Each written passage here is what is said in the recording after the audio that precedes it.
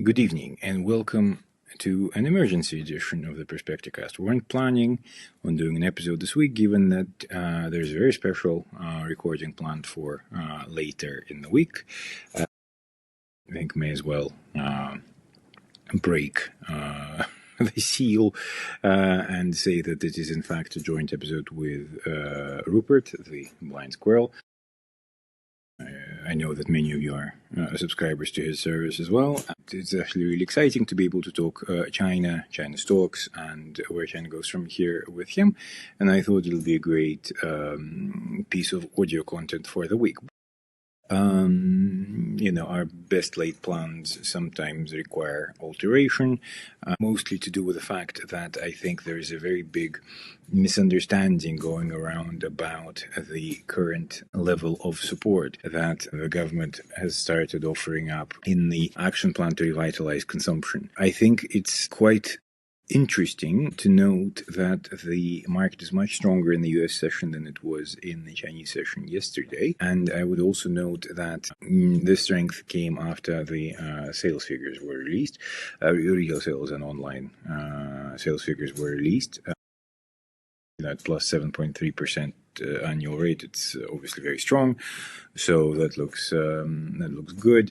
So the strength in America is not just the difference of perception of the plan of action, but also there, new data was made available, so there is also that. Nevertheless, there's been a degree of reservedness, maybe emanating from Hong Kong in particular, given that the document lacks details, and that it could be argued that the government again has not done enough, and whatever else. I would like to nip all that chat in the bud, right? I think those of you who've been following the blog for some time know that our core tenet is that it's real and it's happening. So I would say that, but I actually genuinely believe that this is as strong a message as the government can send out at this point in time, given the constraints they face, both in terms of procedure and in terms of legislative mandate, right? The legislative mandate was passed by the NPC, right? In terms of, it's around 10 trillion yuan is what they have to play with over the course of the year. Obviously, they don't want to spend all of it all at once. Like a lot of it comes in the shape of local government bonds, about 4.5 trillion, right? So that's already gone, or it is being distributed in that way. There's obviously going to be a fiscal deficit of about 4%, which is the number that they've agreed on. But of course, we won't know until we know, sort of thing. So given all the constraints in the system, what they wanted to push out now is this very clear focus on policies rather than numbers. So what to look out for in this document is not X amount of money is going towards, I don't know, pensions, or X amount is going towards new baby support payments, right? These are like good numbers to see, but I think the most important thing is that we're seeing a very aggressive, structured approach to encouraging consumption. The question is not let's throw money at people, because as my colleagues keep reminding me, if savings are at the rate that it is, then what difference does it make if you get an extra 20 yuan off, I don't know, a visit to Haidilao or something, if your savings are in the millions anyway, right? And obviously that's not the case for everybody, but there's a surprising number of people with very high savings rate, like 40, 50% of salary, that sort of thing, right? And even on, in aggregate numbers, we kept making this point throughout last year that the real challenge is not the income and saving side. The real challenge is the spending side. It's the lack of confidence, right?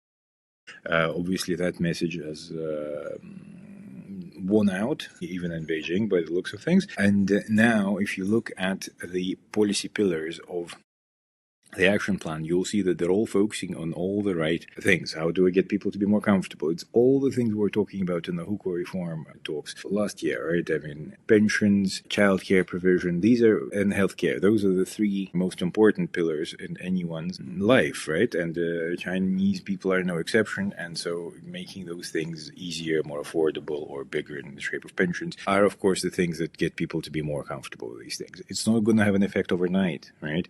We're not expecting it to be a pressure release valve, right? It's not like plop, the button is pressed and all of a sudden consumption happens. No, but rather what we're seeing is a continued effort to make sure that the Chinese consumers are encouraged to consume through making sure that other expenditures in their life are taken care of at the very least, but ideally supported along the way. So to make sure that you avoid the purchase disease, as it were, where people get over-reliant on the government, but just they're being encouraged to remember that should the worst come to worst, the government will help out. And I feel like that is exactly the nature of this element. It's of this action plan. And that is to offer enough support to the people. Another criticism of this plan that I've seen was to say that it doesn't focus on technology enough. And I feel like those are completely separate points, right? I mean, it was celebrated the fact that battery tech got its own piece of legislation a couple of weeks ago. Well, we wouldn't expect it to happen again, right?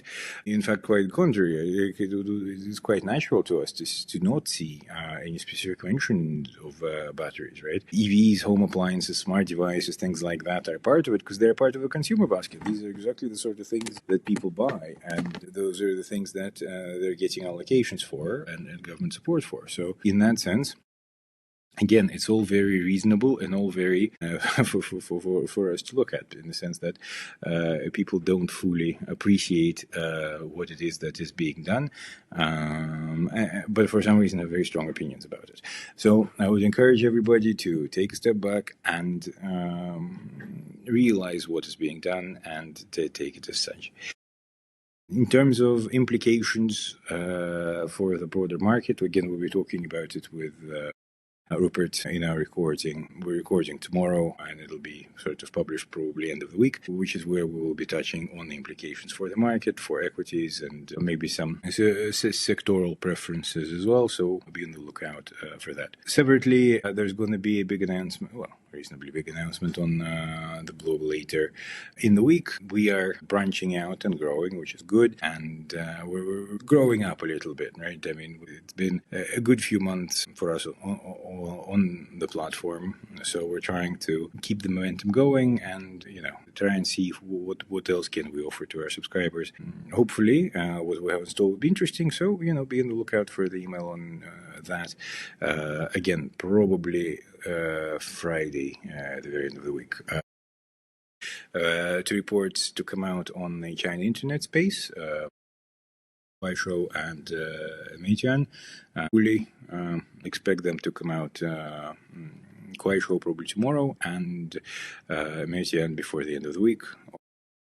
Excellent companies, lots of reasons to like all of them. If not like, at the very least, be very aware of what it is that they're doing and how they're doing it. Again, we'll be talking about some of it in the conversation with Rupert later the week. So again, we could not encourage you more to go ahead and listen to it when you have the opportunity.